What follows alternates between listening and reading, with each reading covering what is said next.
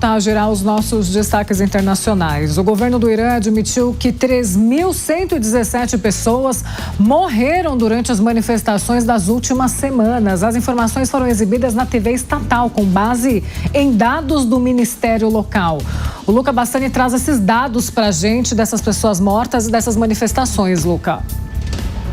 Exatamente, Paula. Depois de cerca de 16 dias de fortes protestos no Irã, que trouxeram uma espécie de convulsão social e com uma grande repressão pelo regime dos ayatolás, o governo admitiu mais de 3.000 mortes durante esse período de manifestação, 3.180 mortes aproximadamente, um número divergente com outras organizações independentes que também observam o Irã.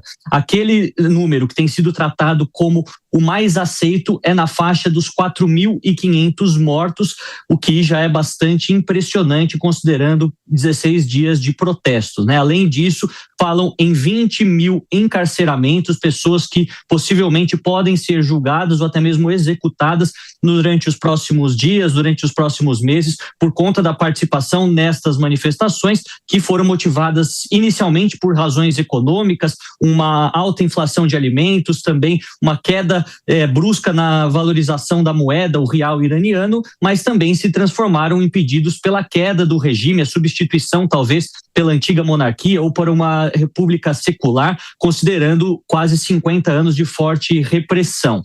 Por enquanto também não temos nenhuma definição em relação à internet. Falo agora em relação às minhas fontes, depois de mais de 11 dias. Ontem, pela madrugada, foi a primeira vez que consegui contato com as minhas fontes iranianas, dizendo que ainda há muitas instabilidades, portanto, este blackout digital, este apagão nas redes, o que dificulta o acesso à informação e a verificação das mesmas, ela continua de forma generalizada por todo o país. Obviamente que durante os próximos dias, essa questão tende a se tornar mais importante, porque já que os holofotes do mundo se voltam para fora do Irã, o regime pode continuar a sua repressão e essas execuções que foram canceladas inicialmente como uma forma de punir os participantes destes protestos, dessa chamada insurgência popular pelo próprio Ayatollah Ali Khamenei. A gente vai ficar de olho nessas questões, mas longe de estar resolvido por hora. É isso, a gente vai falar mais sobre esse assunto no Jornal da Manhã de hoje. Obrigada, Luca. Roberto Nonato, você puxa esse assunto com a gente? É isso, vamos falar exatamente agora, porque o nosso contato é com o embaixador do Brasil no Irã, André Veras Guimarães, que gentilmente atende aqui a Jovem Pan para trazer um panorama da situação por lá. Embaixador, muito obrigado por nos atender. Qual é a situação atual aí em Teherã? Já há um arrefecimento desses protestos? É uma situação que ainda preocupa? Qual é o panorama que o senhor pode trazer para a gente? Bom dia e obrigado.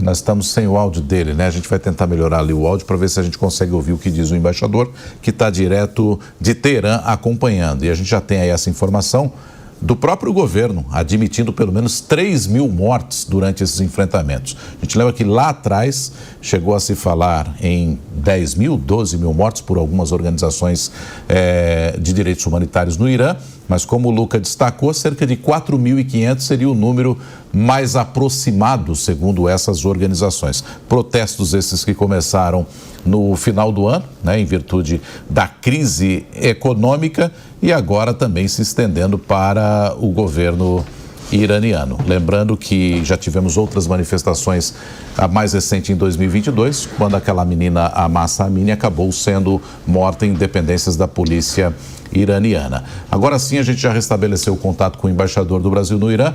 Embaixador, quando o senhor começou a falar, a gente não teve o seu áudio. Então, por gentileza, qual é o panorama que o senhor tem aí em Teherã nesse momento? Há uma situação um pouco mais calma diante daquilo que nós acompanhamos por imagens nos últimos dias?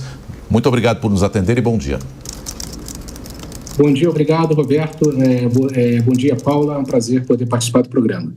Roberto, é muito difícil avaliar porque nós estamos até hoje sem acesso à internet e sem acesso a telefones. A minha comunicação com você está sendo feita por um outro expediente que não utiliza a internet normal. Eu posso dizer que aqui na Redondeza, no centro da cidade, não houve protestos, é muito difícil avaliar a extensão dessa repressão do governo. Eu posso dizer que, neste momento, a situação está calma, as lojas estão abertas, o trânsito funciona, não há nenhum problema assim aparente, pelo menos aqui em Teherã, nessa zona em que está a embaixada e no centro da cidade. Perfeito. O nosso correspondente Luca Bassani também tem uma pergunta ao senhor, embaixador. Luca. Bom dia, embaixador. Em relação à posição oficial do governo brasileiro, nós sabemos que o Irã faz parte dos BRICS, é um parceiro comercial importante, mas foi bastante branda a menção do presidente Lula ou do Itamaraty perante a repressão realizada pelo regime iraniano aos manifestantes. Como o senhor avalia as relações Brasil-Irã neste momento e acredita que poderá haver alguma mudança considerando a violência demonstrada pelo governo de Teherã durante as últimas semanas? Luca, muito obrigado pela pergunta. Eu me permito discordar da sua avaliação. Eu acho que a nota foi no tom adequado, o governo lamentou as mortes e o governo apontou uma questão fundamental que vem da nossa prática diplomática, de princípios que estão na Constituição brasileira, de que as questões dos países são questões dos países e nós devemos respeitar os países dentro da sua autonomia e da sua soberania. As relações entre o Brasil e o Irã estão num nível de muita dificuldade porque as sanções elas praticamente inviabilizam qualquer relação com o país, mesmo naquelas áreas em que o Conselho de Segurança, ao determinar as sanções, deixou liberadas para os países, como é o caso da exportação de alimentos.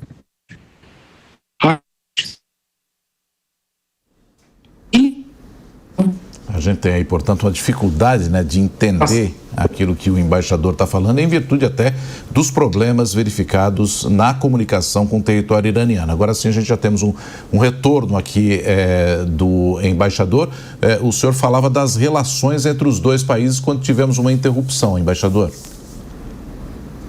Nonato, eu estava dizendo que as relações elas são muito prejudicadas porque as sanções, além daquelas sanções estabelecidas pelo Conselho de Segurança, há o que se chama de overcompliance, ou seja, mesmo nas áreas que são liberadas,